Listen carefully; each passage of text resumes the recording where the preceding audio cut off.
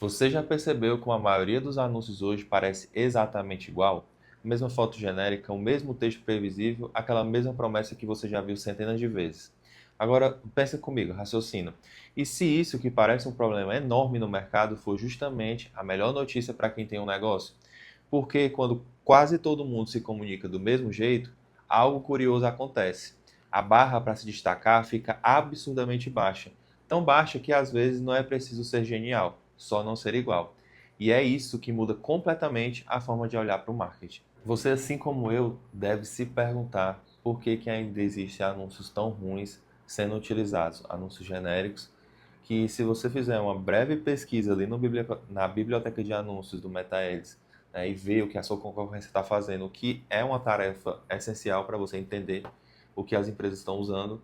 Porém, quando você usa isso de uma forma só para chegar lá, entrar, copiar e colar, modelar para o seu nicho, pode ser que isso seja um tiro no pé, porque você não vai estar inovando nada, você só vai estar criando algo, na verdade nem criando, né? Replicando algo que uma empresa já fez e aí você meio que acha que já está validado, já está estruturado, então vou só replicar e vai dar certo. Porém, esse tipo de raciocínio, ele leva a uma outra questão que até o próprio Orlando Wood, que é um publicitário do que estuda, né, a publicidade de uma forma geral para entender o que mais engaja as pessoas nos anúncios, ele traz uma visão sobre essa situação, né, de publicidade ruim, publicidade genérica, que eu até vou ler na íntegra com vocês e depois comentar. O que ele fala é o seguinte: em um mundo obcecado por produtividade, competição e evitação de risco, é a repetição e estandardização que viram normas. Ou seja, isso justamente explica um padrão comum das empresas quando elas vão criar seus anúncios, que é justamente isso que eu comentei, que é criar algo baseado no que já funcionou antes. Porém, como o próprio Orlando Wood fala sobre a questão da evitação de risco, o medo de arriscar, ele gera o medo de inovar. E, infelizmente, sem inovação, né, tendo medo de inovar, você fica ali meio que restrito a uma mediocridade, né, da grande massa. Porque a partir do momento que você decide optar por não seguir outro caminho, que aparentemente pode ser muito diferente daquilo que você já sabe que, entre aspas, já funciona, mas a gente tem que entender também que o que funciona para uma empresa pode não funcionar para a sua, né? Às vezes pode funcionar sim, né? Existe isso. A lógica de usar aquilo que já funciona, ela não está errada, né? É uma ideia que funciona, só que é só até a certo ponto.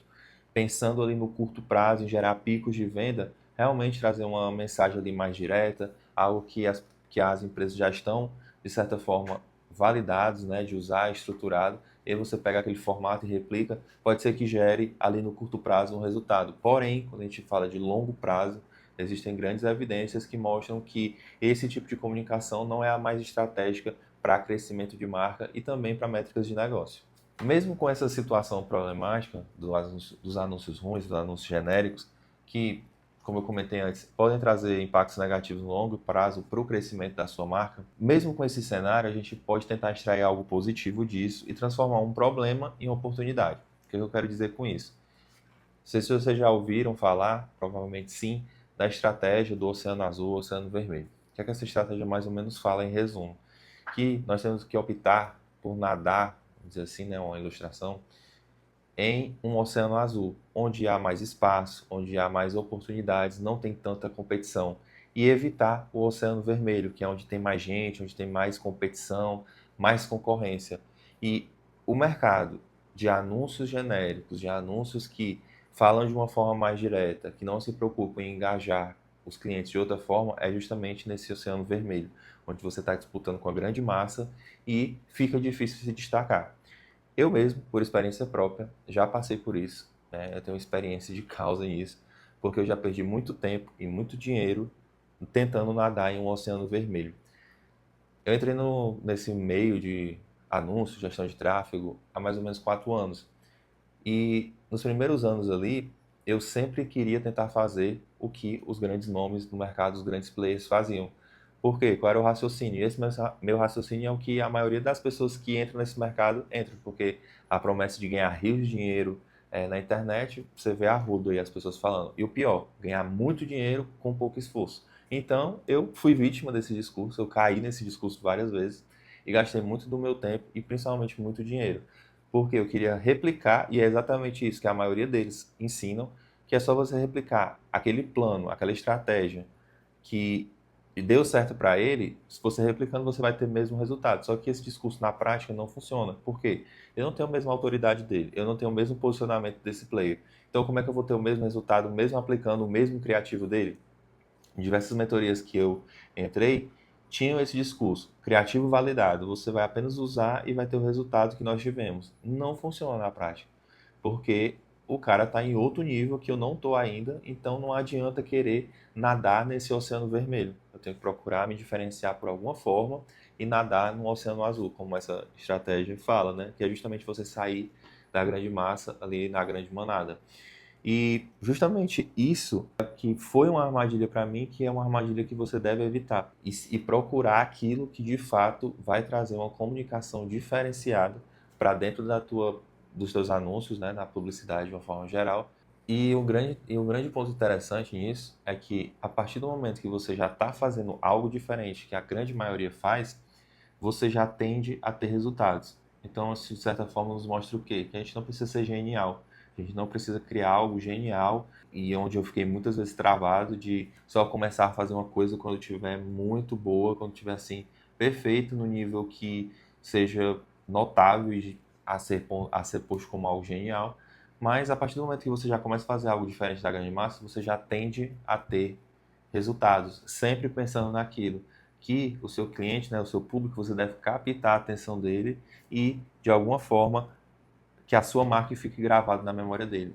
É exatamente isso que eu falei num vídeo anterior da questão de algo que a gente chama de um conceito chamado disponibilidade mental, que é o quê?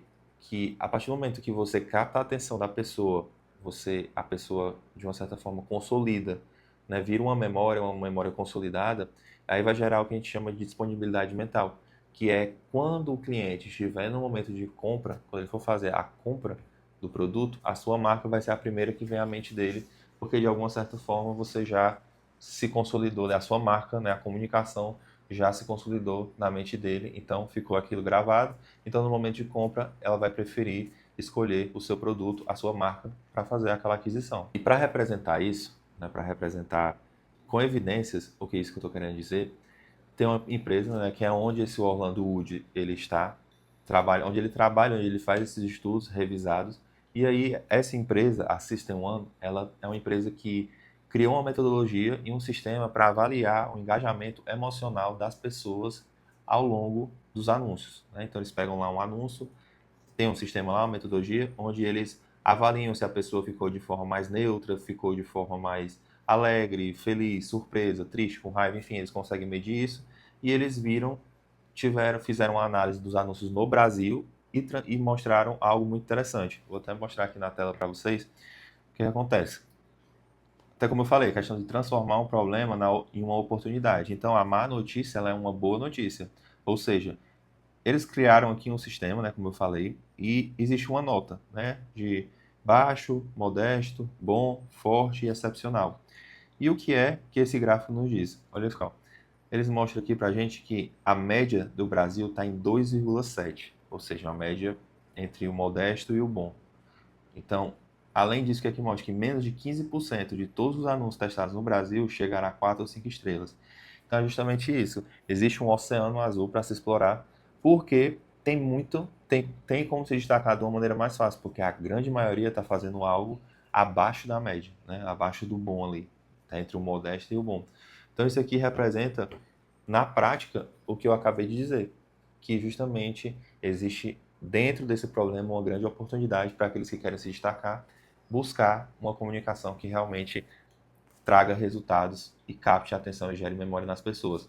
Mas como fazer isso?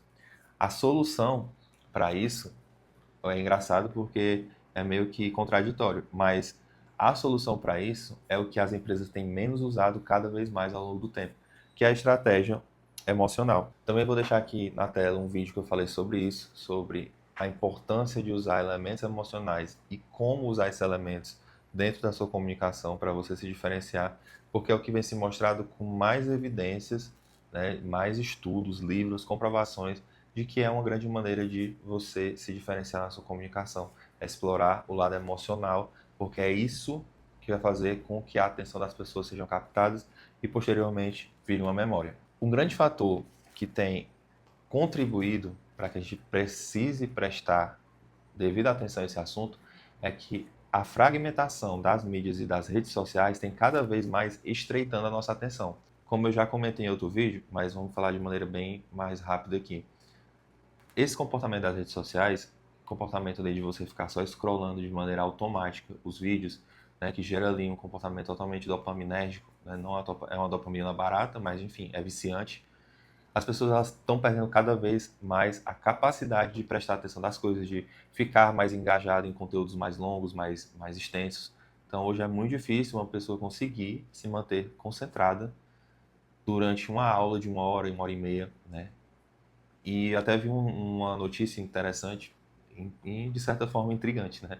Pra gente ver o nível que as coisas estão. Mas, saiu uma informação aí com relação na época que saiu a última temporada do Stranger Things, que o pessoal mesmo assim, fã, tava reclamando, achando o roteiro meio fraco, meio assim, sabe? Uma coisa que você não precisa pensar muito para entender. Meio que saiu desviando da proposta inicial da série. E a explicação, né, que os próprios produtores, enfim, diretores da série deram, é que foi feito um estudo aí que mostrou que a maioria das pessoas elas assistem as séries com o celular na mão, mexendo, olhando o Instagram, olhando alguma coisa e assistindo a série, enfim, duas atividades ao mesmo tempo. E desse estudo concluiu que a maioria das pessoas, às vezes, elas botam um episódio para assistir e o episódio fica só rolando, mas a atenção delas está mais focada no celular. Ou seja, cada vez mais a nossa inteligência está sendo insultada. Né? Por quê? Por conta disso, por conta dessa fragmentação das mídias e das redes sociais que tem estreitado nossa atenção. Então, a gente tem cada vez mais, nós que trabalhamos com publicidade, com anúncio, e você, empresário, que usa anúncios para vender mais, como alguns dos clientes meus que precisam de anúncios para vender mais, a gente tem que se preocupar em mudar um pouco esse tipo de comunicação, lembrando que não precisa ser nada genial, algo apenas que saia da, da normalidade ali que todo mundo está fazendo. Agora, a grande questão também que a gente tem que entender é que tem uma regra que fala que, não é uma regra com um número exato, mas um estimativo, que 95% das pessoas que são impactadas pela publicidade no momento que elas vêm, elas não estão aptas nem estão prontas para comprar. Ou seja, apenas 5% está ali pronta para comprar o seu produto. Então, a partir do momento que a gente cria uma comunicação do nosso anúncio voltado só para esses 5%, concorda que o resto, os 95%, a gente está podendo perder oportunidades, estamos perdendo oportunidades, porque naquele momento ela não vai estar apta a comprar, mas em algum outro momento ela vai entrar nessa janela de compra. E aí o que acontece? Sua marca ela só vai ser escolhida se em algum momento ela foi impactada, né, pela publicidade, pelos anúncios, de uma forma com que ela foi captando a atenção da pessoa, gerou uma memória ali e ela gravou a sua marca na cabeça delas. Então, quando ela estiver pronta para comprar, ela vai estar escolhendo a sua marca. Por quê? Porque ela já foi, já passou pelo processo ali de atenção e memória bem antes do momento que ela estava apta a comprar. Então, é isso que é muito interessante entender. E, além disso, vou botar mais um estudo aqui do Binet Field, no livro deles, que eles nos mostram que o quê? Justamente essa conclusão, que as campanhas emocionais ela têm maior probabilidade de mexer em métricas de negócio e marca.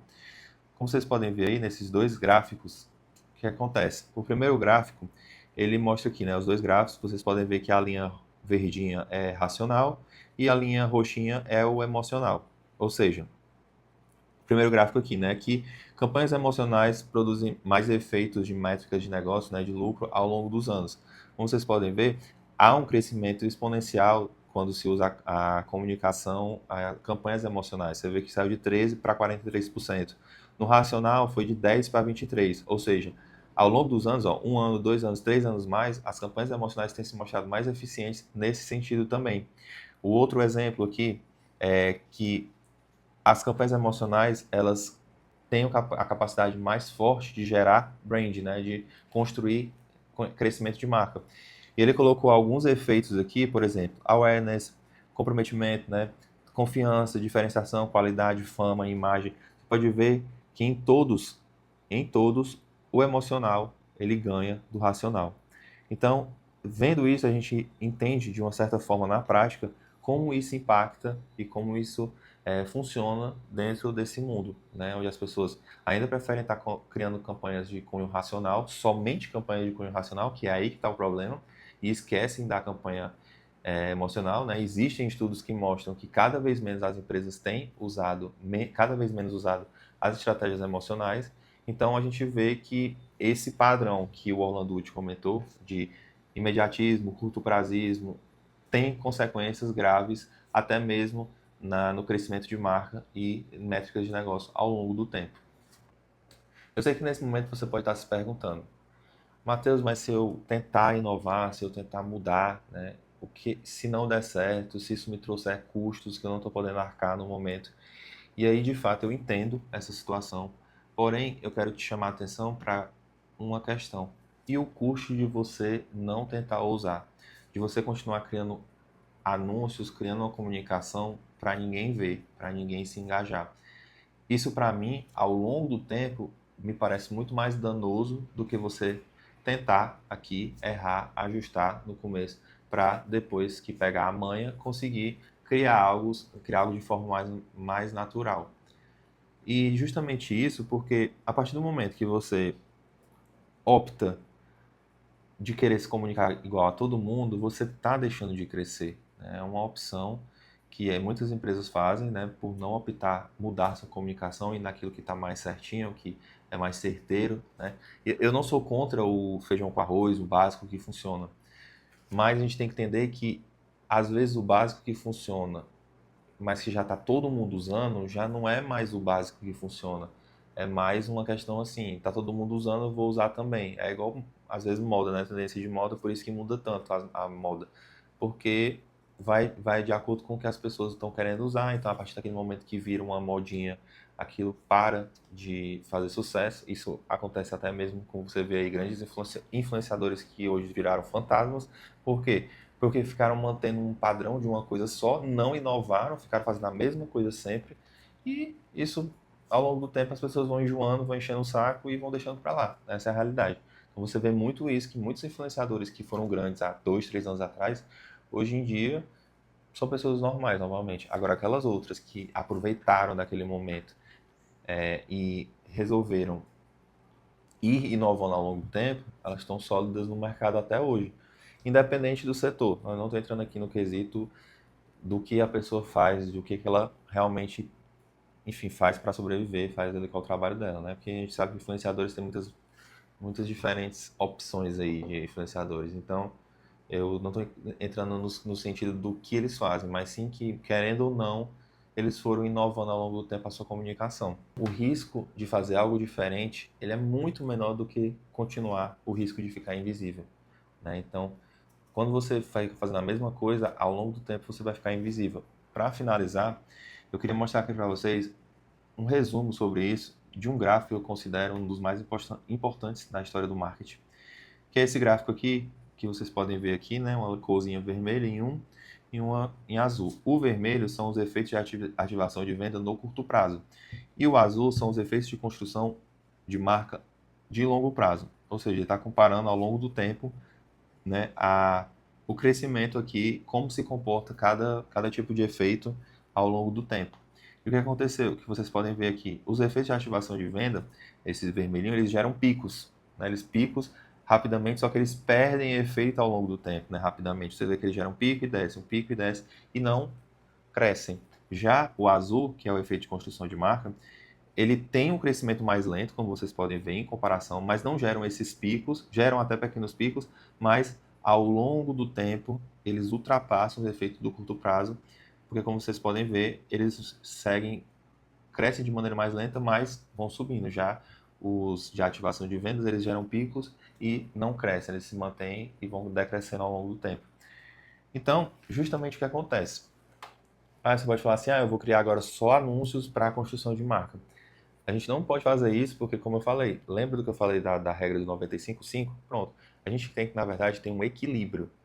Eu que trabalho com gestão de tráfego pago, faço anúncios para as empresas, as campanhas, elas têm campanhas para grande massa e tem campanhas para o fundo de funil, que são as pessoas que já conhecem sua marca, então elas já estão ali tecnicamente mais aptas a comprar. Então a gente já entra com anúncio mais direto, de marketing de resposta direta, com oferta, com quebra de objeção, mostrando ali, exemplificando recursos. Só que não pode ser abandonada a fatia de comunicação para a grande massa, que é aquele momento que as pessoas vão conhecer a sua marca. Tem muita gente, pô, eu moro aqui em Fortaleza, por exemplo, mais de 2 milhões de habitantes, e eu faço anúncios para algumas empresas.